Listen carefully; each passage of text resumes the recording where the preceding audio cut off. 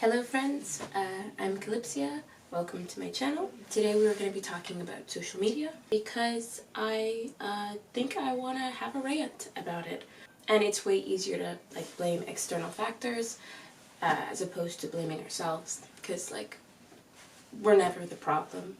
So yeah. I won't be using much data or science. I'm going to be mostly running off of emotions and feelings because, well, it feels nice. So yeah, I'm going to be relying on mostly pathos as opposed to logos, I guess. So, what are we talking about? Today's video is about how social media and, other similar conveniences are really kind of just distractions, keeping us from living maybe a more fulfilling life. Before I start talking about social media, I think it's kind of important to address that it is so incredibly new. It's about 20 years old or so, and the other modern advancements such as Grubhub or Uber Eats or DoorDash, it's even newer. It's even newer. And while these things on face value are quite convenient, I guess the question or the debate is how convenient is too convenient? And I think while convenience is a good thing, sometimes it can be to our detriment. I'd love to be a girl that wakes up at 6 in the morning and warms hot water and goes to her lemon tree and picks a lemon to put in her hot water, but I wake up and I stay on Facebook for over an hour and I need YouTube to sleep. So that's a problem. And maybe this is like my little AA meeting. So, hi, I'm Calypsia. Hi, Calypsia. Yeah, let's get into the video. Thus begins our deep dive into the dark realities we deny about social media. Now, I think because I studied biology in college, I tend to look at things through a biological lens, so I don't feel like I've completely wasted my money. And in this case, I would like to view this whole subject through an evolutionary lens. In the sense that evolution, if you believe evolution is even real, is really a slow process that happens over a long period of time. So as creatures, we are almost predisposed to evolve at a rather slow pace. And while that's not inherently bad, when you face that with the fact that we see how incredibly fast society is able to evolve, we often find ourselves stuck between a rock and a hard place. I don't know if I used that phrase properly, so I apologize if I didn't. For example, the Industrial Revolution, that lasted less than 100 years, and in that time span, we ended the dominance of agriculture and initiated significant social change. We had rapid urbanization, changes in farming, population growth. Masses of people were moving from farms into rural areas. People had access to healthier diets, better housing, cheaper goods. And while there is so much good that we can take from that time period, we should also not negate the rather shock that it had to us as a society. Because this also meant workers were forced to leave their families in ways that they had never had to do before. I mean, you could argue going to hunt, but you know what I mean. And, they migrated into these rural or these urban areas for work. They worked long hours. They worked in a lot of times poor conditions, in poor and overcrowded conditions, which led to a lot of disease and stress that up until that point we hadn't been privy to. Now, of course, we are creatures that adapt, but if you think of something like fear, that pesky little bitch that keeps you up at night. Yeah, well, fear made our cave ancestors more likely to be vigilant. So if they were constantly thinking about the worst case scenario, they were more likely than not going to trust maybe a tribe that they shouldn't, or make stupid deathly decisions like eating a berry or getting mauled by a tiger. Fear goes so deep that it's one of the oldest parts or regions of our brain, the amygdala, but that's not this conversation. So these days we've locked up all the tigers, sorry Joe, and we have the FDA. But we still have that fearful part of our brain. And while it still serves some purpose to some degree, it's probably nowhere as necessary as it was back then, though we've still held on to it. Like, if you mix that with the uncanny, new addiction of social media, instead of worrying about tigers, we worry about being liked by, an unnatural amount of people that we will never get to know on a personal level.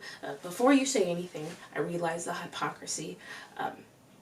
We worry about validation by people who don't care for us, and we worry about whether or not that person who ghosted you is going to text you back. And they're probably not, unless it's the phase of ghosting called the haunting. But where am I going with this? Social media. It's new, it's hip, it's fun, but it is a distraction. And I feel like it might be a distraction from maybe the journey that we call this experience of life. I don't know if it's just me, but I have a huge I have a lisp. I might have a lisp. I have a huge fascination with people who choose to live off the grid. Something about tapping into that primal state of living seems so freeing to me. And I glorify people who spend most of their time in nature and who aren't glued to their phones. I glorify people who can enjoy the bliss of silence. And while it's logically as simple as turning off external noise, I'd like to argue that it's far from easy, because I'm afraid of the unfamiliarity of silence. I used to watch my ex play Red Dead Redemption 2. Played it a lot. And while I never partook in the game, I will never forget those many hours of beautiful visuals and graphics. There were so many scenes of Arthur on his, he's like a cowboy, I hope I'm not fucking it up, on his horse, and a lot of times he would be traveling vast, desolate plains at dawn and dusk and during the day. And I feel like a lot of us think like, oh, it must have been so boring back then, they didn't have TVs or all these things. And maybe we say that because initially, if we take all these distractions that we have, we kind of have to sit in the vastness. And I'll explain what that means. So science says that the universe is about 93 billion light years in diameter, the observable universe. And who knows if that's true. They say it's true, and it is true, but I'm not going to do the math. Could be 20 light years, I don't know. But what I do know is that space is undeniably huge. And I think that hugeness can be quite scary when you think about it. Because there's so much uncertainty, and uncertainty is unfamiliarity, and unfamiliarity is fear for a lot of us. And while initially it could be scary, I feel like if you sit in that long enough, which I assume cowboys did and people before all these, distractions and advancements did, maybe you stop looking at yourself as this small thing in all this vastness, and instead you look at yourself as vastness. I don't know what I'm trying to say. I guess my fear with social media is that I'm wasting time, which is the most valuable resources. It's the most valuable resource we all have. And I think rich people understand this. Because it's like so much easier to pay like somebody to mow your lawn or clean your house or make your food, when you could just pay them, because money, anybody can get money. Most people can get money. But you will never get those hours back. If you did all those things, you'd never get those hours back, but you could easily get money back, you know? Yeah.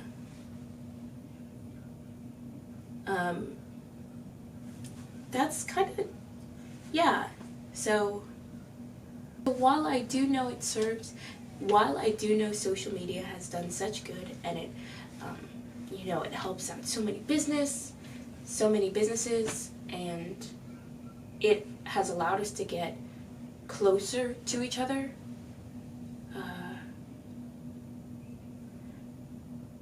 I do feel like there's a lot that we're missing.